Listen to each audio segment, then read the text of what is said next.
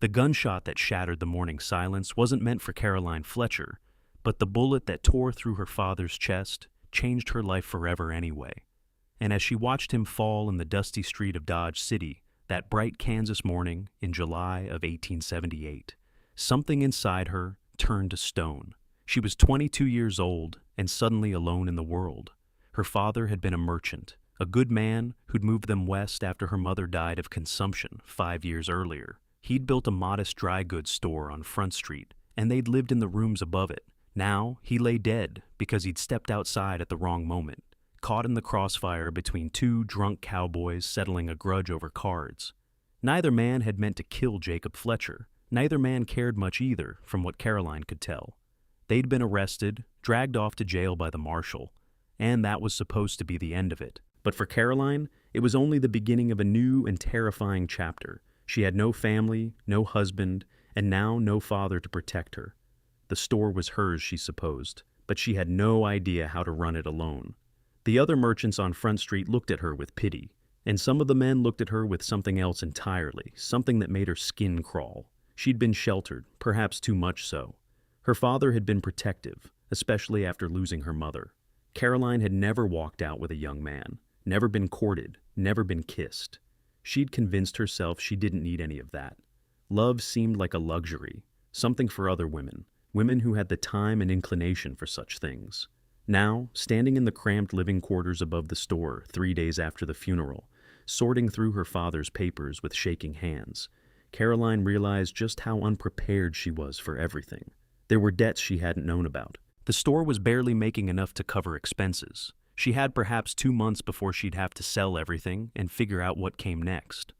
The knock on the door downstairs startled her so badly she dropped the ledger she'd been holding. It was past closing time, well after dark. She crept down the narrow stairs, her heart pounding. Through the window, she could see a tall figure silhouetted against the lamplight from the street. "Miss Fletcher?" The voice was deep, polite. "I'm real sorry to bother you so late. My name's James Cordell. I worked for your father." She unlocked the door cautiously, opening it just a crack. The man standing there was perhaps 27 or 28, with dark hair that curled slightly at his collar, and eyes so blue they seemed almost startling in his sun-weathered face. He held his hat in his hands, turning it nervously. He wore the clothes of a working cowboy. Dusty denim pants, a faded shirt, scuffed boots with worn spurs. "I don't recall my father mentioning you," Caroline said carefully. "No, ma'am, he wouldn't have. I didn't work in the store. I worked for him doing freight runs. I'd take the wagon up to Hays City or over to Wichita, pick up supplies, bring them back. I've been gone near on 2 weeks. I just got back tonight and heard what happened. I'm real sorry for your loss." Caroline studied him. He had an honest face, open and straightforward. There was something gentle in his expression, despite his rough appearance. "Thank you, Mr. Cordell. I came by because your father owed me wages for the last run, but more than that, I wanted to see if there was anything I could do to help. I know it's not my place, but you shouldn't be alone here. It's not safe." "I'm managing," Caroline said, though they both knew it was a lie. The trail every night, most of them the trail every night, most of them drinking, all of them looking for trouble. You need somebody watching out for you, at least until you figure out what you're going to do. "I can't afford to pay you," Caroline said quietly. "I've been going through the books. There's barely enough to keep the store running another month, and that's if nothing else goes wrong. I'm not asking for pay. Your father was good to me. He gave me work when I needed it, trusted me with his goods and his money. The least I can do is make sure his daughter's safe." Caroline wanted to refuse. She wanted to insist she could handle everything herself. But the truth was, she was terrified. She'd heard the stories about what happened to women alone in frontier towns. She'd seen the desperate widows who turned to prostitution because they had no other choice. The women who married terrible men just to have protection. She didn't want either of those futures. "I have a room above the store," she said finally. "There's a second bedroom. It's small, but you'd be welcome to it in exchange for helping with the freight runs and keeping an eye on things." James Cordell's face broke into a relieved smile. "That's more than fair, Miss Fletcher. I'll get my gear and be back within the hour if that suits you." "It suits me fine." She watched him walk away down the darkening street, his long stride confident and easy. She had no idea if she'd just made a wise decision or a foolish one, But either way, she'd made it. There was no taking it back now. True to his word, James returned with a worn saddlebag and a bedroll. Caroline showed him to the small room at the back of the living quarters. It had a narrow bed, a chest of drawers, and a window that looked out over the alley. It wasn't much, but he seemed genuinely appreciate your help, Mr. Cordell. Appreciate your help, Mr. Cordell. James, please, if we're going to be living under the same roof, we might as well be on a first-name basis. James, then, and you can call me Caroline. He nodded, still turning the hat in his hands. Want to keep the business running? We'll want to keep the business running. We'll need to figure out what's selling and what's just taking up space. I don't know if I want to keep it running, Caroline admitted. I don't know if I can. I don't know anything about running a store. Your father kept good records. We can figure it out together if you want. Or we can sell it, and you can use the money to go somewhere safer, somewhere with family maybe. I don't have any family. It was just my father and me. Something shifted in James's expression, a kind of understanding that came from shared experience. Me neither. Lost my folks when I was 16. Been on my own ever since. They stood there in the narrow hallway, two orphans in a hard world. And for the first time since her father's death, Caroline didn't feel quite so alone. The next weeks fell into a rhythm that surprised Caroline with its ease. James was up before dawn every day, heading down to open the store. He had a natural way with customers, friendly without being overfamiliar, honest about the goods they sold. Caroline watched from behind the counter, learning despite herself. He showed her how to keep the ledgers, how to bargain with suppliers, how to spot a customer who was likely to cause trouble. In the evenings after they closed up, they'd eat simple meals together in the living quarters. James was a surprisingly good cook, having learned to make do on cattle drives and freight runs. He taught Caroline how to make biscuits that didn't turn out like rocks, how to cook beans properly, how to stretch their supplies. They talked during those meals, tentatively at first, then with growing comfort. James had been born in Missouri, had fought briefly in the closing days of the war, despite being just a boy, had drifted west afterward looking for work and a fresh start. He'd been a cowboy, a freight hauler, a temporary ranch hand. He'd seen most of Kansas and parts of Colorado and Nebraska. He had stories about wild storms on the prairie, about ornery cattle and dangerous river crossings, about the vast loneliness of the open range. Caroline found herself fascinated by his tales. Her own life had been so sheltered, so confined to the spaces her father deemed safe. She'd lived in Kansas for 5 years and barely seen anything beyond Dodge City's main streets. The world James described seemed both terrifying and thrilling. "Don't you ever want to settle down?" she asked him one evening in August as they sat at the small table after dinner. The window was open, letting in what little breeze there was in the summer heat. James considered the question, his blue eyes thoughtful. "I reckon I do someday. But settling down requires something to settle for, if that makes sense. A man needs a reason to stop moving." "What kind of reason?" He looked at her, and there was something in his gaze that made her heart skip. A good woman, I suppose, land of his own, a future that looks better than the past. Caroline looked away, suddenly flustered. Over the past weeks, she'd become increasingly aware of James in ways that confused her. The way his shirt stretched across his shoulders when he lifted heavy crates, the sound of his laugh, warm and genuine, the careful way he treated her, always respectful, never presuming. She'd never felt this way about anyone before, this strange mixture of curiosity and nervousness, and something that might have been longing, but she had no idea what to do with these feelings. Her father had never talked to her about such things. Her mother had died before Caroline was old enough to ask the questions that now plagued her. She knew the basic facts of marriage and what came after, but the emotional landscape was completely foreign to her. One particularly hot evening in late August, James suggested they take a walk after closing the store. "You've been cooped up in here for weeks, Caroline. You need some air." She hesitated. The streets of Dodge City weren't entirely safe after dark, but with James beside her, she felt protected. "All right, just a short walk." They strolled down Front Street, past the saloons and gambling halls that were just beginning to come alive with the night's business. Cowboys fresh off the trail crowded the wooden sidewalks, their voices loud with whiskey and freedom. Caroline stayed close to James, acutely aware of the men's eyes on her. "Ignore them," James said quietly, noticing her discomfort. "They're just looking. I won't let anyone bother you." They walked beyond the busiest part of town, out to where the streets gave way to open prairie. The sun was setting, painting the sky in shades of orange and purple and deep rose. The grassland stretched endlessly in all directions, rippling in the wind like a living thing. "It's beautiful," Caroline breathed, stopping to take it all in. "It is," James agreed, but he was looking at her instead of the sunset. She felt his gaze and turned to meet it. There was a question in his eyes, something he wanted to say but couldn't quite find the words for. Her heart hammered in her chest. "Caroline," he said finally, his voice rough, "I know this isn't the right time, and maybe I don't have the right to say anything at all, but I need you to know something." "What is it?" "These past weeks with you, they've meant something to me. More than I expected, more than I probably should have let them mean." He ran a hand through his hair, frustrated with his own lack of eloquence. "What I'm trying to say is, I've come to care for you. A great deal." Caroline's breath caught. No one had ever said such words to her before. "You decide to leave Dodge City, you decide to leave Dodge City. I'll understand. But if you stay, if you want me to stay with you, I'll be here, for as long as you'll have me." She looked up at him, this kind man who'd appeared in her life at her darkest moment, who'd asked nothing of her but had given her so much. "I've never done this before," she admitted quietly. "I've never walked out with a man. I've never been courted. I don't know how any of this works." James smiled gently.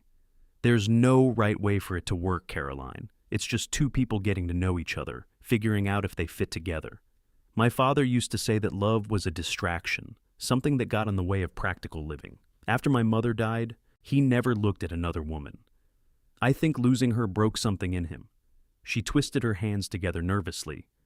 "I convinced myself I didn't need it either. Love, I mean. I thought I could just live my life without it. And now I'm not so sure." She met his eyes, feeling brave and terrified all at once. "I've never felt like this before, James. I don't even know what to call it. But when you're near, I feel safer. When you smile, I feel lighter.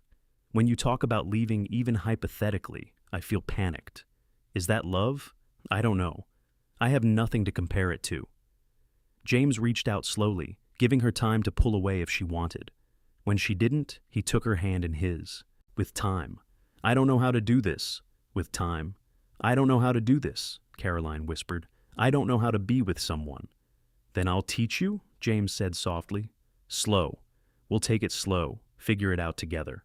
I'm not going anywhere, Caroline, not unless you tell me to go." She looked down at their joined hands, then back up at his face, at those impossibly blue eyes that held such warmth and patience. "I want to learn," she said. "I want you to teach me."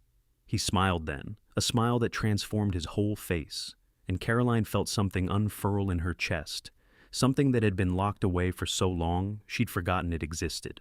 Hope, maybe, or possibility, or the first stirrings of love.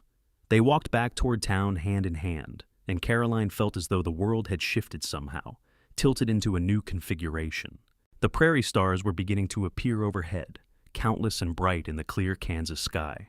James pointed out constellations, telling her their names and the stories behind them. She listened, not to the words so much as to the sound of his voice, the cadence of it, the way it made her feel anchored and free all at once. When they reached the store, James paused before opening the door. "Can I kiss you?" he asked, and Caroline appreciated that he asked, that he didn't just take.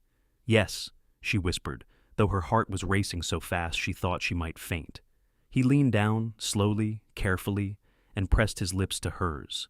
It was gentle, chaste, the briefest of contacts. But it sent a shock through Caroline's entire body, a sensation so overwhelming she gasped against his mouth. James pulled back immediately, concerned. "Are you all right?" "I'm fine," she managed. "I just wasn't expecting it to feel like that." "Like what?" "Like lightning, like falling, like everything all at once." He laughed softly, relief and pleasure mixed together. "That's how it's supposed to feel, Caroline." "Then I think I'd like you to do it again." So he did, and this time she was ready for it, the warmth and pressure of his mouth on hers, the way her whole body seemed to lean into him of its own accord. His hands came up to cup her face, gentle and reverent, and she let herself sink into the kiss, into this new and bewildering feeling that she was beginning to understand might be love after all. When they finally broke apart, both breathing harder, James rested his forehead against hers. "Slow," he murmured. "We're taking this slow, remember?"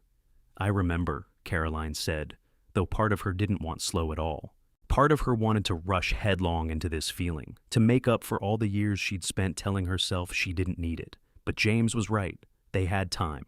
For the first time since her father's death, Caroline felt like she had time for something other than survival. The next months unfolded like a flower opening. James courted Caroline with a patience and tenderness that amazed her.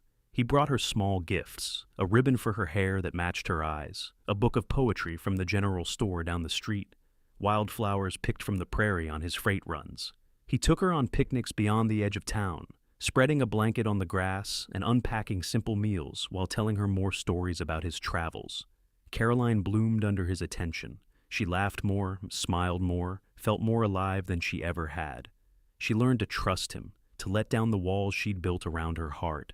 In turn, James opened up to her in ways. In turn, James opened up to her in ways he'd never done with anyone else.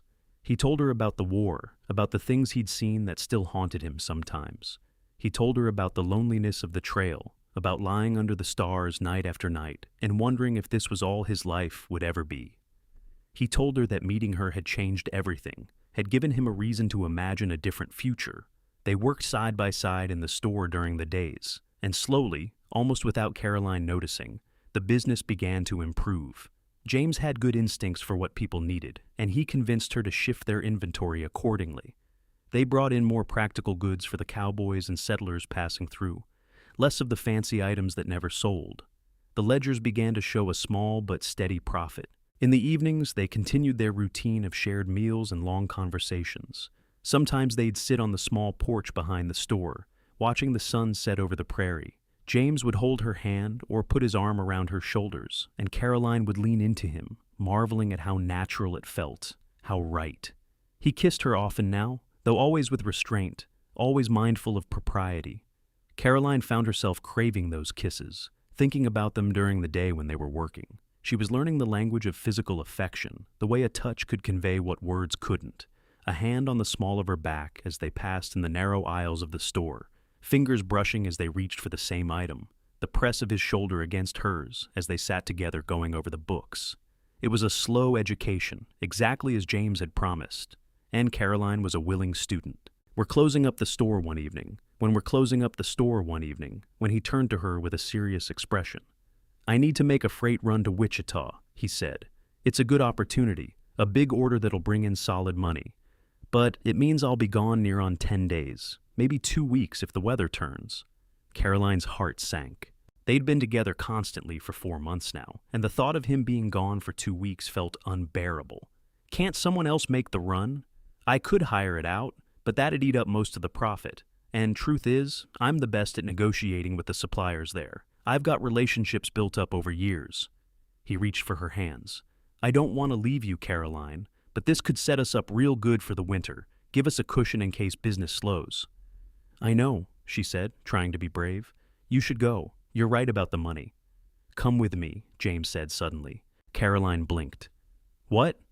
"Come with me to Wichita. We'll take the wagon, make the trip together. You've been talking about wanting to see more of Kansas. Here's your chance." "James, I can't just close the store for 2 weeks." "Sure you can. We'll put up a sign saying we're on a buying trip, that we'll be back by the end of the month. People will understand, or they'll go elsewhere for 2 weeks and come back when we reopen. Either way, it'll be fine." Caroline hesitated. The idea was both thrilling and terrifying. 2 weeks alone with James, traveling across the prairie. It would mean sleeping under the stars, being together in ways they hadn't been before. It would test the boundaries of propriety they'd been so careful to maintain. "Want to share that with you. It would be a perfect gentleman, Caroline. I promise you that. We'll camp separately, do everything proper. But I want you to see what's out there. I want to share that with you." "It would be improper," Caroline said, though her resolve was already weakening. "We could get married first," James said quietly. The world seemed to stop. Caroline stared at him, unable to process what he'd just said. James cleared his throat, suddenly looking nervous.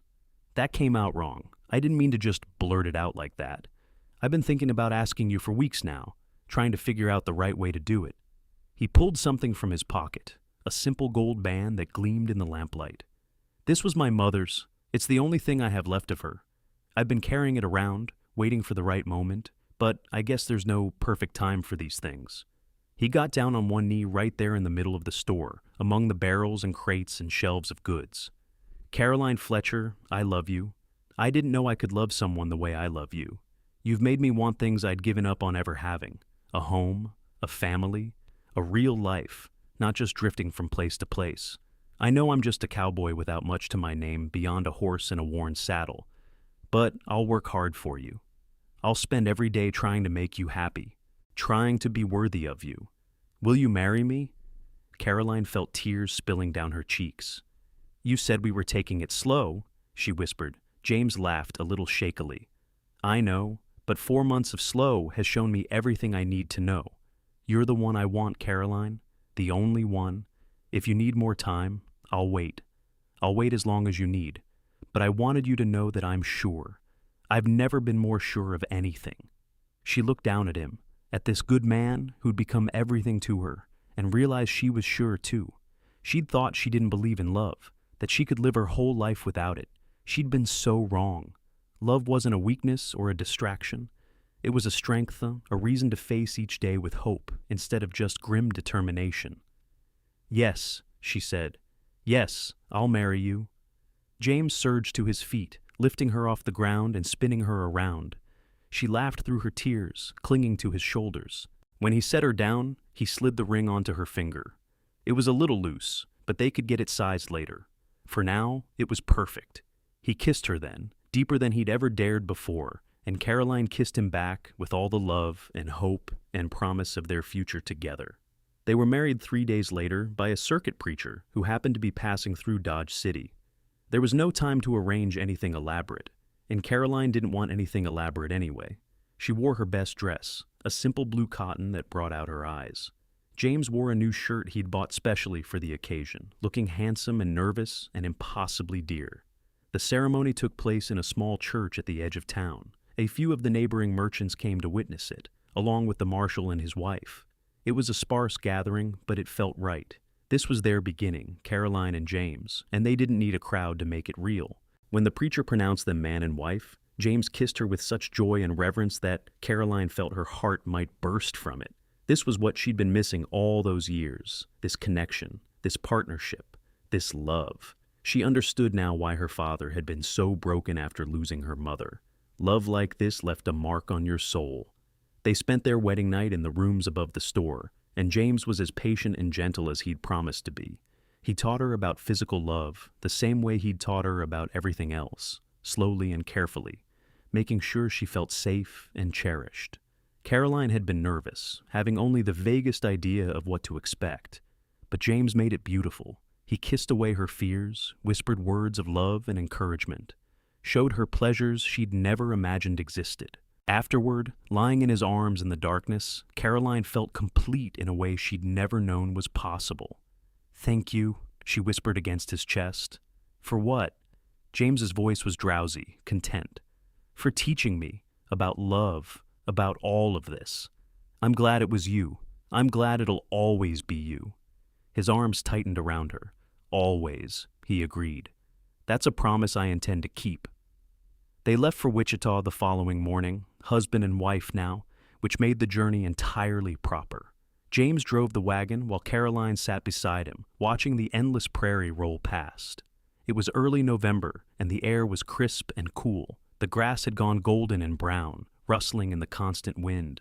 James pointed out landmarks as they traveled, telling her stories about previous trips along this route. They passed other travelers heading in both directions, cowboys driving cattle, families in covered wagons seeking new homesteads, freight haulers like themselves. James knew many of them, greeting them with friendly waves and brief exchanges of news. They stopped for lunch beside a creek, and James built a small fire to make coffee. Caroline unpacked the food they'd brought, bread and cheese and dried apples. They ate sitting on a blanket, watching the water flow past, and Caroline marveled at how different the world looked from out here. Dodge City had felt like the whole world for so long, but now she could see how small it actually was, how much space there was beyond it. "What are you thinking?" James asked, noticing her contemplative expression. "Just that I spent so much time being afraid," Caroline said. "Afraid of leaving what I knew, afraid of taking chances, afraid of feeling too much. And now here I am, married to a man I've known less than half a year, traveling across Kansas in a wagon, and I've never felt less afraid in my life." James smiled. "Love does that, I think. When you find the right person, the scary things don't seem quite so scary anymore." They reached Wichita after 4 days of travel. It was a larger town than Dodge City, more established, with brick buildings and paved streets in the center. James took Caroline to a proper hotel, a luxury after nights of camping along the trail, and they spent the evening exploring the town together. The next days were filled with business. James visited suppliers, negotiating prices and arranging shipments. Caroline accompanied him, learning to assess quality and value, discovering she had a good eye for merchandise. The suppliers treated her with respect when they realized she was James's wife and partner, not just a tag-along. In the evenings, James took her to restaurants, places with tablecloths and menus, and Caroline tried foods she'd never tasted before. They walked along the Arkansas River, watching the sun set over the water. They talked about their plans for the store, for their future, for the life they were building together. One evening, as they sat on a bench overlooking the river, James said, "I've been thinking we should expand the store, maybe add a second room, bring in more variety of goods. With the railroad coming through, Dodge City's only going to grow. We could really build something substantial." "That would take capital," Caroline said practically. "We could get a loan, use the store as collateral. I've been talking to some of the businessmen here in Wichita, getting advice. I think we could make it work." Caroline leaned her head on his shoulder, thinking. A year ago, she would have been terrified of taking such a risk. But James had taught her that risk was part of living, that playing it safe all the time meant missing out on opportunities. "If you think we can do it, then let's do it," she said. "We can do it," James said confidently. "Together, we can do anything." On their last night in Wichita, James took her to a dance hall. Caroline had never danced before, had never even been to such a place. The room was full of couples whirling across the wooden floor to the music of a small band. Lanterns hung from the rafters, casting warm golden light over everything. "I don't know how," Caroline protested as James led her onto the floor. "I'll teach you," he said with a grin. "Seems to be my specialty." He was a surprisingly good dancer, light on his feet despite his size. He guided her through the steps patiently, laughing when she stumbled, encouraging when she got it right. By the third song, Caroline was starting to get the hang of it, letting the music guide her movements, trusting James to lead. As they swayed together to a slower song, James pulled her close and whispered in her ear, "You're beautiful, Caroline Cordell. Have I told you that today?" "Twice at breakfast and once this afternoon," she said, smiling against his shoulder. "Well, it bears repeating." She looked up at him, at this man who'd become her entire world, and felt overwhelmed with gratitude. "I never loved before you," she said softly. "I didn't think I was capable of it. But you taught me, James. You taught me how to open my heart." "You taught me too," he said. "You taught me that I was worthy of being loved, that I could be more than just a drifter. You gave me a home, Caroline, not the building, but here." He placed his hand over his heart. "You made me whole." They kissed there on the dance floor, oblivious to everyone around them, lost in each other and the love they'd found. The journey back to Dodge City felt shorter somehow, though they took the same amount of time. Caroline and James traveled through the prairie landscape, camping under the vast Kansas sky each night. James had packed an extra blanket, and they'd lie together after dinner, wrapped against the November chill, looking up at the millions of stars scattered across the darkness. "It's so big," Caroline murmured one night, gazing upward. "It makes you realize how small we are." "Small but not insignificant," James said. "Every star up there is part of the whole, matters in its own way. Same with us. We're just two people in a big world, but what we have together, the love we've built, that matters. It's our own little constellation." Caroline thought about that, about the pattern they were creating together, two lives intertwining into something new and unique. "Tell me more about the stars," she said. "Teach me their names." So James pointed out the constellations again, more thoroughly this time. The Big Dipper and the Little Dipper, Orion's belt with its 3 bright stars in a row, Cassiopeia shaped like a W, the North Star that guided travelers home. Caroline listened and learned, adding this knowledge to all the other things James had taught her. "My father used to say that learning was a waste of time for a woman," she said quietly. "That all I needed to know was how to run a household and be useful." "Your father was wrong about that," James said firmly. "A person should learn everything they can, regardless of who they are. Knowledge makes life richer." "He was wrong about love too," Caroline said. "He told me it was a distraction, that it would only bring pain, but he was speaking from his own grief. He couldn't see past losing my mother to remember what it was like to have her." "Do you think you'll ever forgive him for that?" Caroline considered the question. "I think I already have. He did the best he could with what he knew. He protected me the only way he understood how. It wasn't the right way, maybe, but his intentions were good." James kissed her forehead. "You're a generous soul, Caroline Cordell." "I'm a happy soul," she corrected. "Thanks to you."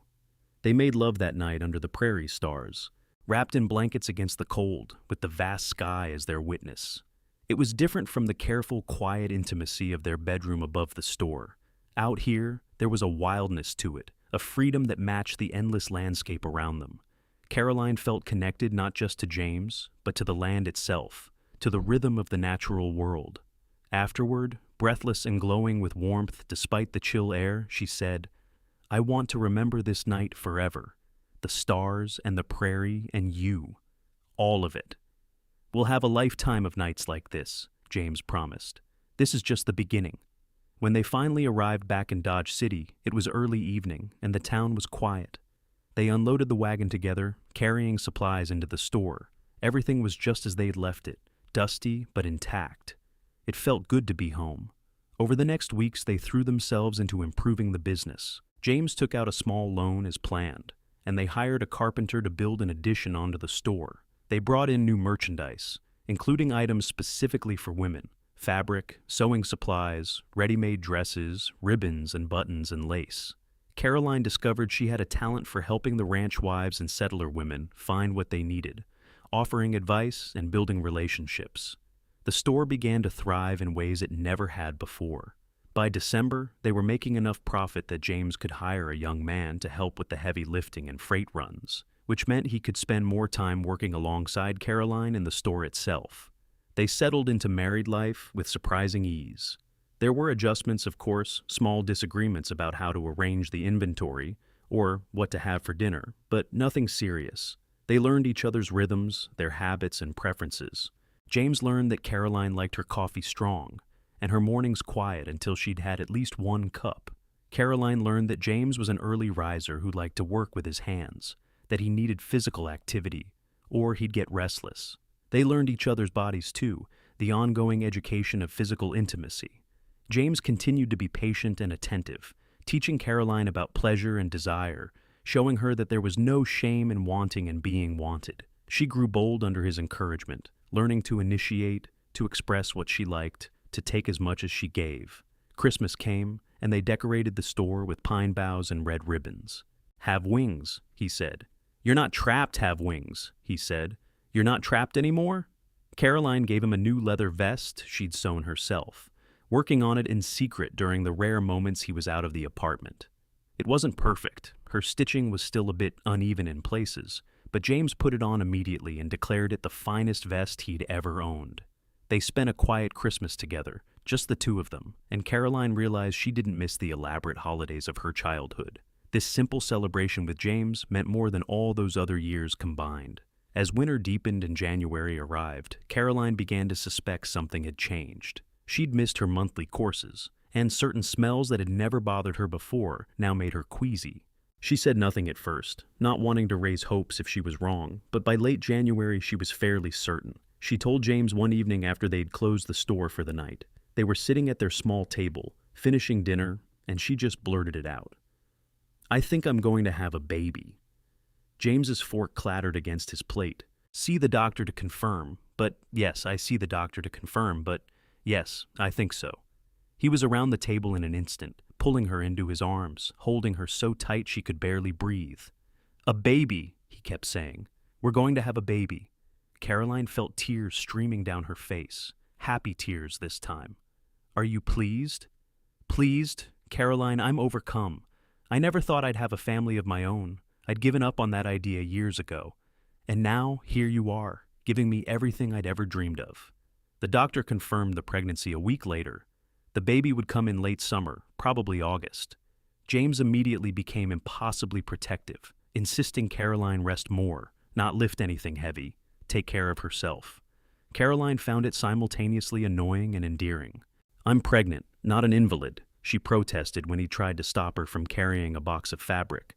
"I know, but I can't help worrying. I want you safe. I want our baby safe." "We will be. Women have babies all the time, James. It's natural." But she understood his fear. Childbirth was dangerous, especially out here on the frontier where medical care was limited. Women died in childbirth regularly, leaving behind grieving husbands and motherless children. It was a risk every woman took when she married and conceived. Caroline refused to live in fear, though. She'd spent too much of her life being afraid. Instead, she embraced the pregnancy, marveling at the changes in her body, the way her belly slowly swelled as the months passed. James was fascinated by it too, putting his hand on her stomach to feel the baby move, talking to the child through her skin. Spring came to Kansas in a rush of green and wildflowers. The store continued to do well, and James hired another helper so Caroline could work less as her pregnancy progressed. She spent more time in the apartment, sewing tiny clothes, preparing the second bedroom to be a nursery. The women of Dodge City, who'd initially been somewhat standoffish with Caroline, now embraced her as one of their own. Pregnant women were part of the community in a way single women, or even newlywed women, weren't. They brought her advice and hand-me-down baby clothes, shared their own birth stories, both the frightening ones and the triumphant ones. Caroline learned she wasn't as alone as she'd thought. There was a network of women in Dodge City supporting each other through the challenges of frontier life. She began to understand that community was something you built, not something that just happened to you. By July, Caroline was large and uncomfortable, ready for the baby to come.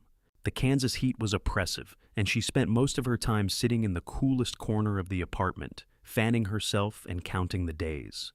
James was attentive to the point of being overwhelming. He barely let her out of his sight, worried that labor would start when he wasn't there. Caroline loved him for it, even as she wanted to strangle him sometimes.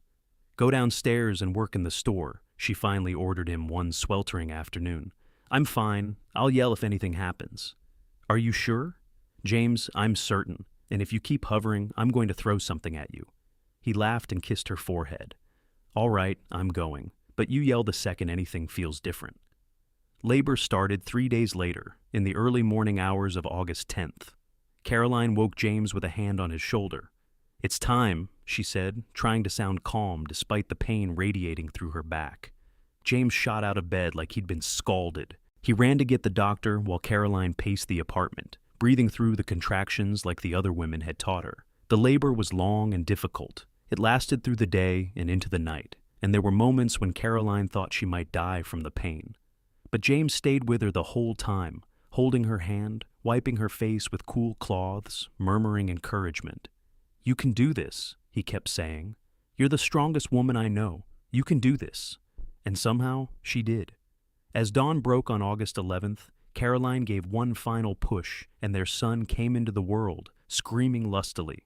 The doctor placed the baby on her chest, and Caroline looked down at the tiny, wrinkled, perfect face and fell completely in love for the second time in her life. James was crying openly, staring at their son with wonder and disbelief. "We made that," he kept saying. "We made a whole person." "We did," Caroline agreed, exhausted and exhilarated and overwhelmed. They named him Jacob, after Caroline's father, with the middle name of Thomas, after James's father. Jacob Thomas Cordell, born in Dodge City, Kansas, in the summer of 1879, to parents who loved him more than they'd known it was possible to love. The first weeks with a newborn were both beautiful and brutal. Jacob needed constant care, waking every few hours to nurse, crying for reasons Caroline couldn't always decipher. She was exhausted in a way she'd never been before, running on no sleep and pure maternal instinct. James helped as much as he could, taking over the store almost entirely so Caroline could focus on the baby. He'd come upstairs between customers to check on them, to hold Jacob so Caroline could sleep for an hour, to bring her food and water, and tell her she was doing wonderfully even when she felt like she was barely surviving. I had no idea it would be this hard, Caroline admitted one night, rocking a fussy Jacob while tears streamed down her face. You're doing amazing, James said, taking the baby from her arms. Go sleep, I've got him. But you need to sleep too, you're working all day. I'll sleep when he sleeps, go on now. Caroline stumbled to their bed and fell into it, asleep before her head hit the pillow. She woke hours later to sunlight streaming through the window and James asleep in the chair by the cradle, Jacob peaceful in his arms. The sight of her husband holding their son made Caroline's heart swell with such love she thought she might burst from it. This was her family. This was everything she thought she didn't want or need, and now she couldn't imagine her life without it. As Jacob grew from a helpless newborn into a more interactive baby, things got easier. He started sleeping for longer stretches at night. He smiled and laughed, reaching for his parents' faces with curious hands. He was a beautiful child, with his father's blue eyes and his mother's dark hair. Caroline discovered that motherhood suited her in ways she hadn't expected. She loved the weight of Jacob in her arms, the smell of his skin, the way he depended on her completely. She loved watching James with their son, seeing the gentle way he handled the baby, the silly voices he used to make Jacob laugh. They were a family now, complete and whole. The store continued to prosper as Dodge City grew. The railroad had indeed come through, bringing more settlers, more business, more opportunity. James hired additional help and began making plans to open a second store in a neighboring town. We're building something real here, he told Caroline one evening as they sat together on the porch, watching Jacob play with wooden blocks on a blanket. Something that'll last, something we can pass on to our son and his children someday. I never dreamed my life could be like this, Caroline said. A year and a half ago, I was alone and terrified, convinced I'd never be happy again. And now, look at us. That's what love does, James said, pulling her close. It transforms everything. They sat in comfortable silence, watching their son and the sun set over the prairie. Caroline thought about that first night James had taken her walking, when he'd promised to teach her about love slowly, under the stars. He'd kept that promise and so much more. She'd told him she'd never loved before, and he'd shown her what love could be. Not just the romantic love between a man and woman, but the love of family, of partnership, of building a life together. He'd taught her that love wasn't a weakness or a distraction, but the very thing that made life worth living. The years that followed were full and rich. Jacob grew into a bright, energetic little boy, and 2 years after his birth, Caroline delivered a daughter they named Rose. Where Jacob was serious and thoughtful like his mother, Rose was wild and joyful like her father, charging through life with fearless enthusiasm. The store expanded into a thriving business with multiple locations. James proved to be a natural businessman, with an instinct for opportunities and growth. But he never let work consume him. He always made time for Caroline and the children, for family dinners and evening walks and lazy Sunday afternoons. Caroline flourished too, discovering talents and strengths she'd never known she possessed. She became a central figure in Dodge City's growing community, organizing church socials and helping new families get established. She taught other young women about running businesses, sharing the knowledge James had taught her. But her greatest joy was always her family, watching her children grow, seeing James age into distinguished middle years with silver threading through his dark hair, building a life full of love and laughter and purpose. One evening in the summer of 1885, when Jacob was 6 and Rose was 4, the family took a picnic out to the prairie, just as James and Caroline had done in the early days of their courtship. They spread blankets on the grass and ate cold chicken and fresh bread, while the children ran through the wildflowers, chasing butterflies. Out here? Of course I do. You told me out here? Of course I do.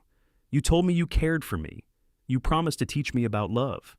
I did, didn't I? He smiled, that same smile that had captured her heart 7 years ago. Did I do a good job? Caroline looked at their children playing in the golden light, at the life they'd built together, at this man who'd saved her in every way a person could be saved. You did perfectly, she said. You taught me that love isn't something to be afraid of, but something to embrace with everything you have. You taught me that I was capable of loving and being loved. You gave me a family, a home, a purpose. You gave me everything. You gave me everything too, James said softly. I was just drifting before I met you, moving from place to place with no anchor. You gave me a reason to stay, a reason to build something lasting. You made me whole. Overhead, those same stars that had overhead, those same stars that had witnessed their first declarations of love, the same stars that had watched over them as they learned each other and built their life together. "Look, Mama," Rose called out, pointing up at the sky. "The stars are coming out." "Come here, sweetheart," Caroline called back. "Let Papa teach you the constellations." The family settled on the blankets as darkness fell, and James pointed out the patterns in the stars, telling stories about each constellation just as he'd done for Caroline years ago. Jacob and Rose listened with rapt attention, asking questions, making up their own stories about the stars. Caroline leaned against her husband's shoulder, their children between them, and felt a peace so profound it brought tears to her eyes. This was everything she'd never known she wanted, everything she'd told herself she didn't need. But James had taught her differently. He'd taught her slowly, patiently, under these very stars, that love was the greatest adventure of all. The prairie wind rustled the grass around them, carrying the scent of wildflowers and summer warmth. Above, the stars wheeled in their ancient patterns, indifferent and eternal, and beneath them, the Cordell family sat together, bound by love and laughter, by promises kept, and futures bright with possibility. Years continued to pass in their predictable yet precious rhythm. Jacob grew tall and serious, inheriting his father's work ethic and his mother's careful mind. He learned the business from the ground up, spending afternoons after school in the store, watching how his parents treated customers with respect and fairness. Rose grew into a spirited young woman with her father's blue eyes and fearless heart, always pushing boundaries, always questioning why things had to be done a certain way. In 1890, when Jacob was 11 and Rose was 9, Caroline gave birth to twin boys, Samuel and Matthew. The pregnancy had been unexpected, coming when Caroline thought her childbearing years were behind her, but the twins brought fresh joy into the household. James joked that they'd need to expand the store yet again, just to support their growing family. The twins were identical in appearance, but opposite in temperament. Samuel was quiet and thoughtful, content to sit and observe the world around him. Matthew was constantly in motion, getting into everything, making messes and mischief wherever he went. Together, they kept Caroline and James busy in ways they'd forgotten were possible. Jacob and Rose took their roles as older siblings seriously, helping care for the twins, entertaining them when their parents needed a moment's peace. The house above the store, which had once seemed spacious, now felt comfortably crowded with the sounds of family life. Children arguing and laughing, footsteps running up and down the stairs, the constant hum of conversation and activity. Through it all, Caroline and James maintained the connection that had brought them together in the first place. They still took evening walks when they could, still sat together on the porch after the children were in bed, still looked at each other across a crowded room and shared private smiles. "Sometimes I still can't believe this is my life," Caroline told him one night as they prepared for bed. 4 children were asleep in the other rooms, the store was secure downstairs, and Dodge City was quiet under the stars outside their window. "It feels like a dream." "It's real," James assured her, pulling her into his arms. "Every bit of it. You and me and our family. This is real, Caroline, and we built it together." She rested her head on his chest, listening to the steady beat of his heart. "Do you remember when you asked me if I'd ever been in love, and I said no? I remember everything about those early days. I was so ignorant," Caroline said softly. "I thought love was something frivolous, something I didn't need. I thought I could live my whole life without it and be fine. And now? Now I know that love is everything. It's not frivolous or optional. It's the very foundation of a meaningful life. You taught me that, James. You taught me how to love and how to be loved. You taught me what it means to build a life with someone, to be partners in every sense. You taught me slow, just like you promised, and I learned well." James tightened his arms around her. "We learned together. You taught me just as much as I taught you. You taught me that I was worthy of having a home and a family. You taught me that I could be more than just a wanderer. You gave me roots, Caroline. You gave me a place to belong." They made love that night with the practiced ease of long familiarity, but also with the tenderness that had never faded despite the years. Afterward, lying tangled together in the darkness, Caroline felt grateful in a way that had become her constant state. grateful for the man beside her, for the children sleeping down the hall, for the life they had built from nothing more than circumstance and choice and love. The turn of the century brought changes to Dodge City and to the Cordell family. The wild frontier days were giving way to civilization. The cowboys and cattle drives that had defined the town were becoming less common as railroads made the long trail drives unnecessary. Dodge City was transforming into a proper town with schools and churches and civic organizations. James adapted to the changes, shifting the store's focus to meet the needs of a more settled population. He brought in farm equipment and household goods, things families needed to build permanent lives rather than just pass through. The business remained profitable, growing with the town. Jacob, now a young man of 21, took on more responsibility in the family business. He had a good head for numbers and a natural way with customers. Caroline watched him with pride, seeing the man he'd become, knowing that the business would be in good hands when James eventually decided to slow down. Rose, at 19, had other ambitions. She wanted to go to school, to become a teacher. It was an unconventional dream for a girl from a merchant family, but James and Caroline supported her fully. They'd never been conventional themselves, after all. If Rose wanted education and independence, they'd help her achieve it. The twins, now 10 years old, were still finding their way. Samuel talked about becoming a doctor, fascinated by healing and helping people. Matthew wanted to be a cowboy, riding the range under the open sky, despite the fact that the cowboy era was ending. James told him there was plenty of time to figure out his path. In the spring of 1900, James turned 50 years old. Caroline organized a surprise party for him, inviting friends and business associates from all over Kansas. It was held in the church social hall, decorated with streamers and flowers. People came from as far as Wichita and Hays City, testament to the connections James had built over the years. Say this. 22 years ago, I came to say this. 22 years ago, I came to Dodge City with nothing but a horse and a saddle and a whole lot of loneliness. I'd convinced myself that was all life had to offer me. Then I met Caroline, and everything changed. She taught me what it means to have a home, to have love, to have purpose. Together, we built a family and a business and a life I'm proud of. So, if I've accomplished anything worth celebrating, it's because she was beside me every step of the way. He looked directly at Caroline, his blue eyes still as striking as they'd been when she first met him, though now framed by lines of laughter and hard work and life well lived. You're still teaching me, Caroline, every day, how to be a better man, a better father, a better husband. I hope I have another 50 years to keep learning from you. Caroline felt tears streaming down her face, not caring who saw. After all these years, James could still move her with his words, with the depth of his love. The party continued late into the evening, with music and dancing and laughter. Caroline danced with James just as she had that night in Wichita, so many years ago, and it felt the same, safe and joyful and right. They'd grown older, their steps perhaps not as quick as they once were, but the connection between them was stronger than ever. Later, walking home through the quiet streets of Dodge City with James's arm around her waist, Caroline looked up at the stars. They were as bright as ever, constant in their configurations. The same stars that had witnessed their first kiss, their first declarations of love, the building of their family.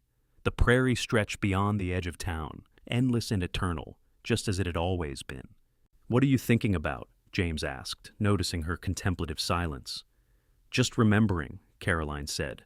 "That night you first brought me out to see the stars, when you promised to teach me about love. Best promise I ever made. Best promise I ever accepted." They walked on in comfortable silence, two people who'd become one through the years, through shared joys and challenges, through the simple act of choosing each other every single day. The years that followed brought both triumphs and sorrows, as life always does. Rose went off to teacher's college in Kansas City, writing long letters home about her studies and her dreams. Jacob married a sweet young woman named Margaret, daughter of a rancher from outside town, and they gave James and Caroline their first grandchild, a girl named Emma. Samuel pursued his medical dreams, studying with the town doctor before eventually going east to a proper medical school. Matthew, despite his cowboy aspirations, ended up with a talent for horses and opened a livery stable that became one of the most successful in western Kansas. Caroline's hair turned silver, though her eyes remained as sharp and clear as ever. James's body showed the years of hard work, his hands gnarled with arthritis, But his spirit remained strong. They cut back on their hours at the store, letting Jacob and Margaret take over most of the daily operations. But they still came in regularly, unable to fully let go of the business they had built together. In 1910, on their 25th wedding anniversary, James took Caroline back out to the Prairie, to the same spot where he'd first told her he cared for her all those years ago. It was November, just as it had been then, the air crisp and cool, the grass golden in the fading light. They spread a blanket and sat together, watching the sun set. 25 years, James mused. Seems like yesterday and a lifetime ago all at once. I know what you mean, Caroline said, leaning against him. Sometimes I still feel like that frightened girl who didn't know anything about love. And sometimes I feel ancient, like I've lived 100 years. You're still the most beautiful woman I've ever seen, James said, and the sincerity in his voice made Caroline's heart flutter, just as it had when she was 22. We've had a good life, haven't we? She asked softly. The best life, better than I ever dreamed possible. As the stars began to appear overhead, James pointed them out just as he always had, naming the constellations, telling their stories. But this time, Caroline knew them all by heart. She'd learned them well over the years, adding them to the vast collection of things James had taught her. Thank you, she said quietly. For what? For teaching me, not just about the stars or running a business or physical love, but for teaching me how to live fully, how to open my heart, how to build something lasting. You taught me everything that matters, James. You taught me slow and patient, exactly as you promised, and my life has been richer beyond measure because of it. James took her hand, his grip still strong, despite the arthritis. We taught each other, Caroline. That's how it works when you find the right person. You grow together, learn together, build together. I couldn't have done any of this without you. They sat under the prairie stars, two people who'd become one through the years, through commitment and patience and love. The world around them had changed dramatically since that first meeting in 1878. The Wild West was tame now, the frontier largely settled. Dodge City had grown from a rough cattle town into a proper city. Their children were grown, building their own lives and families. But some things hadn't changed. The prairie still stretched endlessly in all directions. The stars still wheeled overhead in their ancient patterns. And the love between Caroline and James Cordell remained as strong and true as it had been from the beginning. They'd promised to teach each other, and they'd kept that promise faithfully for a quarter-century. They'd learned about love and partnership, about raising children and building a business, about weathering storms and celebrating triumphs. They'd learned patience and compromise, sacrifice and support, the daily small acts that built a strong marriage. Most importantly, they had learned that love wasn't a single lesson, but an ongoing education, something you worked at every day, something that deepened and grew richer with time if you tended it carefully. As they packed up their blanket and headed back toward town, back toward the home and family and life they'd built together, Caroline felt completely at peace. She'd spent the first 22 years of her life thinking she didn't need love, that she could live without it. Then James had come along and taught her differently. He'd taught her slow, under the prairie stars, with infinite patience and kindness. He'd shown her that love was the very foundation of a meaningful life, that it was worth every risk, every vulnerability, every moment of fear. He'd given her a family, a purpose, a home in every sense of the word.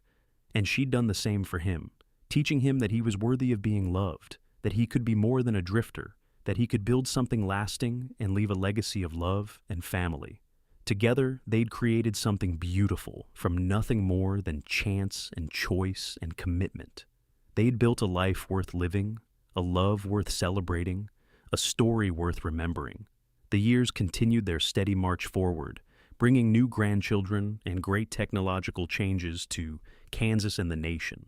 The automobile came to Dodge City, sputtering and noisy, but undeniably the future. Electricity lit the streets, replacing the gas lamps that had illuminated the town for decades. The world was transforming yet again, speeding toward modernity. James and Caroline watched it all from the comfortable vantage point of age and experience. They'd seen so much change already, from wild frontier to settled civilization, that these new transformations seemed almost expected. The one constant through it all was their love for each other, as steady and reliable as the prairie itself. In 1915, Rose returned to Dodge City with exciting news. She'd been offered a position as headmistress at the town's growing school system.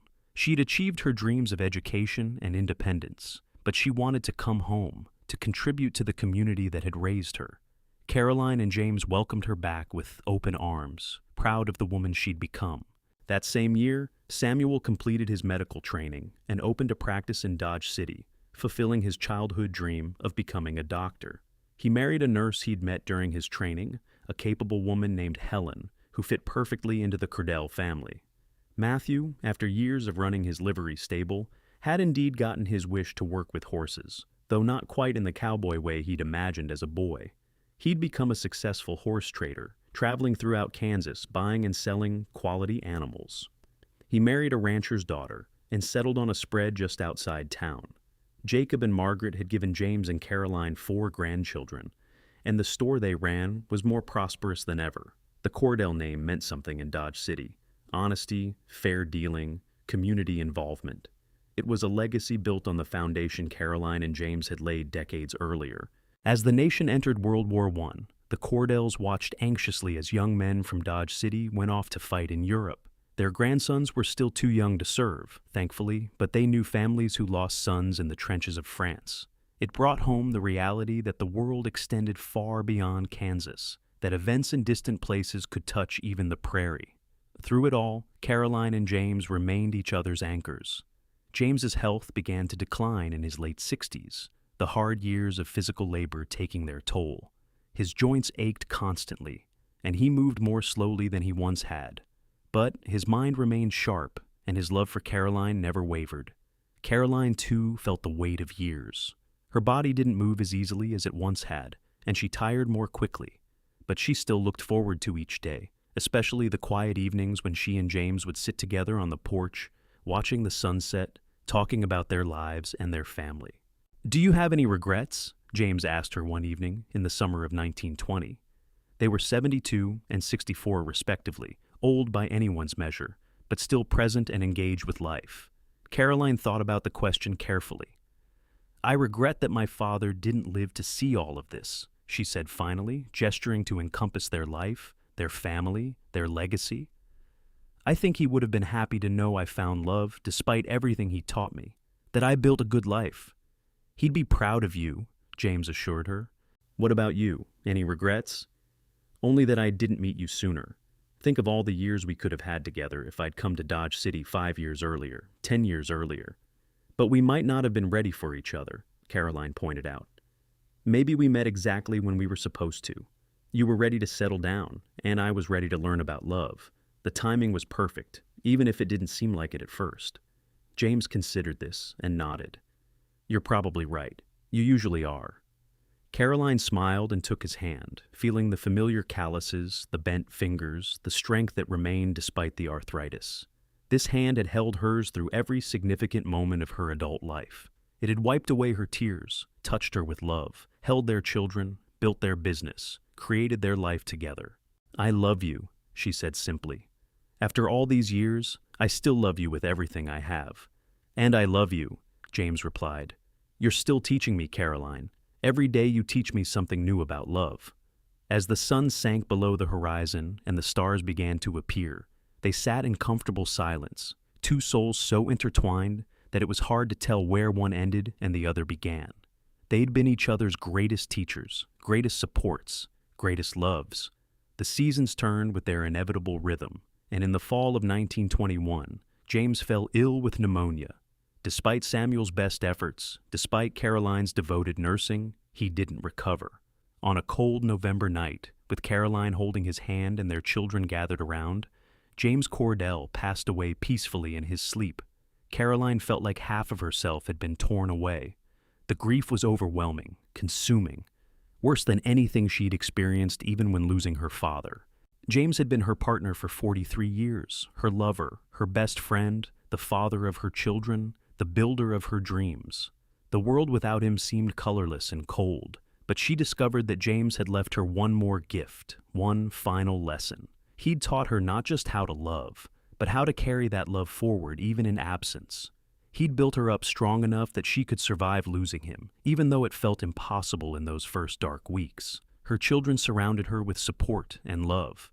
Rose moved back into the family home to care for her. Jacob visited every day. Samuel checked on her health constantly. Matthew brought his children to visit, filling the house with the noise and chaos that reminded Caroline life went on. Slowly, painfully, she began to heal. Not to forget, never to forget, but to learn to live with the loss. She found comfort in memories, in the life they'd built together, in the family that carried on their legacy. Been everything either of them could have been, everything either of them could have asked for. She lived 5 more years after James's death, years filled with grandchildren and great-grandchildren, with watching her children succeed and thrive, with quiet contemplation of a life well lived. She never remarried, never even considered it. James had been her one great love, her teacher in all things that mattered, and she was content to carry his memory until they could be reunited. On a warm June evening in 1926, Caroline passed away peacefully in her sleep at the age of 70. Her family gathered for the funeral, children and grandchildren and great-grandchildren, a testament to the love she and James had shared. They buried her next to James in the Dodge City Cemetery, under a simple headstone that read, Caroline Cordell, beloved wife, mother, and grandmother. She learned to love and taught others by her example. After the funeral, the family gathered at the old store, now run by Jacob's oldest son, but still carrying the Cordell name. They shared stories about Caroline and James, about the love that had founded their family, about the lessons their grandparents had taught them. Rose, now a grandmother herself, stood to speak. My mother used to tell me a story, she began, her voice carrying to everyone in the crowded room, about how she'd told my father she'd never loved before, and he promised to teach her slow, under the prairie stars. She said it was the most important promise anyone ever made to her, because it opened up her whole life. She paused, looking around at the assembled family, at the legacy Caroline and James had created. What they built together, this family, this business, this community presence, all of it started with that promise, with 2 people choosing to take a chance on love, to learn from each other, to build something lasting together. My father taught my mother about love, but she taught him just as much. They taught each other every day for 43 years. And then my mother spent her last 5 years teaching us about carrying love forward, about how the lessons of a lifetime don't end just because someone dies. They live on in the people who were touched by that love, in the family that was built on that foundation. She held up a small carved wooden bird, the one James had made for Caroline that first Christmas. My mother kept this on her nightstand until the day she died. She said it reminded her that love gives you wings, that it sets you free even as it anchors you. That's what they gave us, all of us. Wings and anchors, freedom and belonging, love that lasts beyond a single lifetime. The family gathered closer, sharing embraces and tears and laughter as they remembered Caroline and James. Outside, the Kansas sun was setting over the prairie, painting the sky in brilliant colors, the same prairie that had witnessed the beginning of Caroline and James's love story, the same stars that were beginning to appear overhead, constant and eternal. Their story had ended, as all stories must, but the love they'd built, the lessons they'd taught each other, the family they'd created, all of that continued forward, generation after generation. 2 people who'd found each other in the hard times of the frontier, who'd chosen love when neither of them knew how to do it properly, who'd learned together and built together and created something lasting together. James had promised to teach Caroline about love slow, under the prairie stars, and he'd kept that promise faithfully. But it had never been just his lesson to teach. Caroline had been teaching him too, every step of the way. They'd educated each other in the most important subject of all, how to love fully, how to commit completely, how to build a life worth living. And in the end, that was their legacy. Not just the successful business or the large family or the respected name in the community. Their real legacy was the proof that love, when chosen deliberately and tended carefully and practiced daily, could transform everything. It could take a lonely cowboy and a grieving merchant's daughter and create something beautiful that would echo through generations. Under the vast Kansas sky, beneath the eternal stars, their story became part of the landscape itself. A love story for the ages, simple and profound, proving that sometimes the best adventures are the ones we take with another person, learning and growing and loving together until death parts us, and then even beyond, into memory and legacy. Caroline Fletcher Cordell had said she'd never loved before. James Cordell had promised to teach her slow under the prairie stars, and together they'd created a lifetime of love that continued to shine as brightly as those stars, guiding their descendants toward their own adventures in learning to love. The end was also a beginning, as all good endings are. The lessons continued, passed down through stories and examples, through the Cordell family's commitment to each other and their community. The store remained, the name remained, but most importantly, the love remained, a testament to two people who'd taken a chance on each other in the wild frontier of 1878 Kansas and built something that would last forever.